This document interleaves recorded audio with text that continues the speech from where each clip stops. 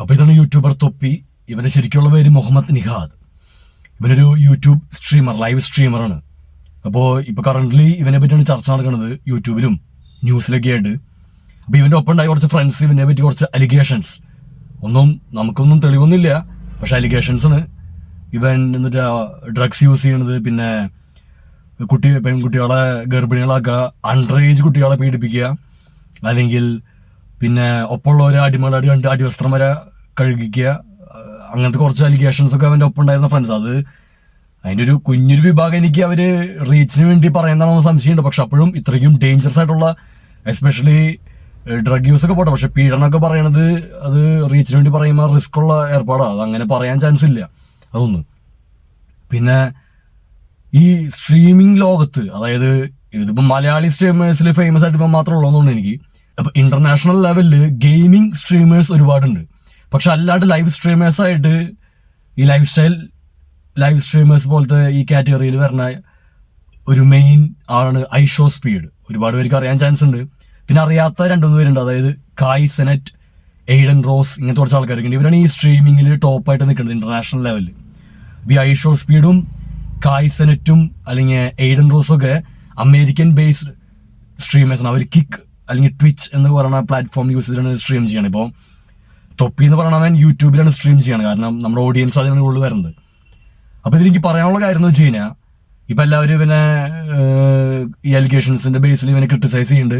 അതൊന്നും എന്റെ വിഷയമല്ല. ഇപ്പൊ എന്ത് ചെയ്താലും അതൊക്കെ അവന്റെ ചോയ്സ്. അല്ലെങ്കിൽ എനിക്ക് പറയാനുള്ള കാര്യം അവന്റെ ഒരു കൾച്ചറാണ്. അതായത് ഇവൻ ക്യാമറയ്ക്ക് മുമ്പിൽ വന്നിരുന്ന് പറയണത്, ഇവന്റെ ഒരു എനർജി അല്ലെങ്കിൽ ആ ഒരു രീതിയാണ് ആൾക്കാർക്ക് ഇഷ്ടപ്പെടുന്ന. ആൾക്കാർ എന്ന് പറഞ്ഞാൽ പിള്ളേരുകൾക്ക്, വലിയവർക്ക് ദേഷ്യം വരും. അപ്പൊ ആ ഒരു രീതി എന്ന് പറയുന്നത് തെറി വിളിക്കുക, അല്ലെങ്കിൽ ഈ പച്ചയോണെ കച്ചറ വർത്താനം എന്ന് പറയില്ലേ, ആ കച്ചറ വർത്താനത്തിലാണ് ഇവന്റെ ക്ലിക്ക് ചെയ്യുന്നത്. ഇപ്പൊ ഞാനും ഈ ഷോർട്സിൽ ഇങ്ങനെ സ്ക്രോൾ ചെയ്യുമ്പോൾ അടിക്കും ഇവന് കാണുമ്പോൾ നമ്മള് സ്റ്റോപ്പ് ചെയ്ത് കാണും ഇവൻ എന്തിട്ട് പറയണേ. കാരണം ഇവൻ പറയണെന്ന് പറഞ്ഞാൽ എടുത്ത് അടിച്ചോണം തെറി വിളിക്കുക, പച്ചയ്ക്ക് തെറി വിളിക്കുക. അപ്പൊ ഞാൻ പിന്നെയും പറഞ്ഞിട്ട് തെറിവിളിയൊന്നും തെറ്റല്ല, അല്ലെങ്കിൽ ഇപ്പൊ ഞാനടക്കം എല്ലാവരും തെറി വിളിക്കണമെന്ന്. പക്ഷെ അത് ഒരു സന്ദർഭോചിതമായിട്ട് ആവശ്യമൊക്കെ അത്രയ്ക്ക് അനിവാര്യം വരുമ്പോൾ വിളിക്കാന്നല്ലാണ്ട്, നമ്മുടെ ദേഷ്യം പ്രകടിപ്പിക്കാന്നല്ലാണ്ട് അത് വിറ്റ് പൈസ ഉണ്ടാക്കാണ് ഇവന്റെ പരിപാടി. പറഞ്ഞ മനസ്സിലായ? പക്ഷെ അതിന്റെ പ്രശ്നം വെച്ചാൽ നമ്മുടെ ഇത് കാണുന്ന ഫുള്ള് പിള്ളേരുകളാണ്. അപ്പൊ ഈ പിള്ളേരുകൾ ഇത് ഇൻഫ്ലുവൻസ് ആവുന്ന ഒരു വലിയ വിഭാഗം. അപ്പൊ ഇവരുടെ കൾച്ചർ, നമ്മുടെ മലയാളി പിള്ളേരുടെ, ഇപ്പോ ഇവനെ മാത്രമല്ല, ഇപ്പൊ ഒരുപാട് പേര് രാഷ്ട്രീയത്തിലായാലും സിനിമയിലായാലും ഒക്കെ തിണ്ടതരം അല്ലെങ്കിൽ തെറിവിളിയൊക്കെ ഉണ്ട്. ഞാൻ ഇവന്റെ ഫോക്കസ് ചെയ്ത് പറയണമെന്നുള്ളൂ.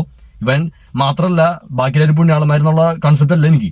അപ്പൊ ഇവന്റെ കാര്യം ഫോക്കസ് ചെയ്ത് പറയണതെന്നുള്ളൂ. ഇപ്പോ അതായത് ഈ ഒരു കൾച്ചർ, അതായത് തെറി വിളിക്കുക, അനാവശ്യമായിട്ട് ഈ ലോ ക്ലാസ് തെറികൾ വിളിച്ച്, അല്ലെങ്കിൽ അത് ഇവൻ റീച്ച് ഉണ്ടാക്കി ഉപയോഗിക്കുമ്പോൾ അത് ഇവന്റെ ചോയ്സ് ഓഫ് കോഴ്സ്. പക്ഷെ ഈ പിള്ളേരുകൾ ഇതിൽ ഇൻഫ്ലുവൻസ് ആവും. നാളെ ഇവര് വർത്താനം പറയുമ്പോഴും ഇതുമാതിരി കച്ചറ വർത്താനങ്ങളാണ് വരിക. അത് നമ്മുടെ ഒരു എന്താ പറയാ, അതൊരു രസമില്ലേ നമ്മുടെ ഒരു നിലവാരത്തിന്. അത് എസ്പെഷ്യലി ഇത്രയ്ക്ക് അഡ്വാൻസ്ഡ് സൊസൈറ്റിയിൽ അത് നല്ലൊരു ഇൻഫ്ലുവൻസ് അല്ല. അതൊന്നും എനിക്ക് പറയാനുള്ള കാര്യം. അപ്പോ ഇപ്പോ ഇതുപോലത്തെ വല്ല ഇവന്റെ ഓഡിയൻസ് ആയിട്ടുള്ള പിള്ളേർ ആരെങ്കിലും കാണുന്നുണ്ടെങ്കിൽ പരമാവധി ശ്രദ്ധിക്കുക. നമ്മുടെ ഇത് എന്റർടൈൻമെന്റ് ആയിട്ട് കാണാണെങ്കിൽ വലിയ കുഴപ്പമില്ല, പക്ഷെ ഇത് അനുകരിക്കാൻ ശ്രമിക്കരുത് ഒരിക്കലും. ഇത് നല്ലൊരു ഇമേജ് അല്ല, നമ്മുടെ ഒരു സ്റ്റാൻഡേർഡിനെ പറ്റിയതല്ല. ഇപ്പൊ ആൾക്കാർ വിചാരിക്കുന്നു ഈ ആരത്ര സ്റ്റാൻഡേർഡ് അല്ലെങ്കിൽ ഇത് പറയാൻ. ഇപ്പൊ ഞാനും തെറി വിളിക്കുന്ന വ്യക്തി തന്നെയാണ്, പക്ഷെ ഞാനിത് വീഡിയോയ്ക്ക് മുമ്പിൽ ഒന്ന് തെറി വിളിച്ച് റീച്ചിന് വേണ്ടി തെറി വിളിച്ച്, അല്ലെങ്കിൽ അതൊരു അലങ്കാരമായി കൊണ്ട് നടക്കാൻ എനിക്ക് രീതിയില്ല.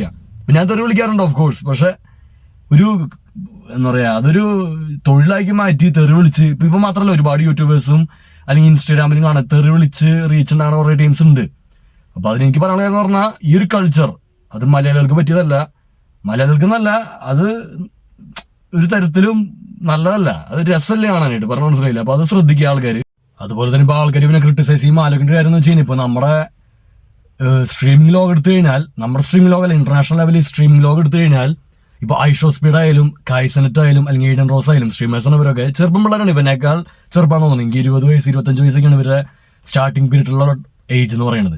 അപ്പൊ ഇവര് ചെയ്യണത് ഇതിനേക്ക് അപ്പുറം ആക്രമണമാണ്. അതായത് ഡ്രഗ്സ് ആയാലും അല്ലെങ്കിൽ പെണ്ണുവിഷയായാലും തെണ്ടിതരായാലും ഇതിനപ്പുറം ചെയ്യേണ്ടവര്. അപ്പൊ ഇതൊന്നും ഇവൻ മാത്രമല്ല, ഇവനല്ല എന്റെ സ്റ്റാർട്ടിങ്. പിന്നെ അത് മാത്രമല്ല, നമ്മൾ ചിന്തിക്കുന്നത് വെച്ചാൽ ഇപ്പൊ സിനിമാ മേഖലയിലായാലും അല്ലെങ്കിൽ രാഷ്ട്രീയത്തിലായാലും ബാക്കി എല്ലാ മേഖലയിലും ഉണ്ട് ഇതുപോലത്തെ തെണ്ടിതരൊക്കെ. ഇവനെ മാത്രം എല്ലാവരും കോർണർ ചെയ്യേണ്ട ആവശ്യമില്ല. അതിലൊരു വേറെ സൈഡ് ഞാൻ പറയാണ്. ഇപ്പൊ ഒരുപാട് പേര് ഇവന്റെ മതം വെച്ചിട്ട്, ഇവൻ മുസ്ലിം ആയതുകൊണ്ട് ആ ഒരു വിഭാഗത്തിൽ ക്രിട്ടിസൈസ് ചെയ്യുന്ന ആൾക്കാർ.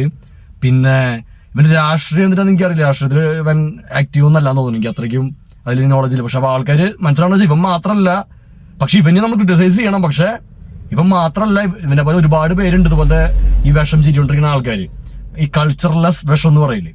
അപ്പൊ അത് ഇവനിൽ മാത്രം ഫോക്കസ് ആവാണ്ട് ഇങ്ങനെയുള്ള എല്ലാ ആൾക്കാരും എടുത്തു കാണിക്കാൻ ശ്രമിക്കുക.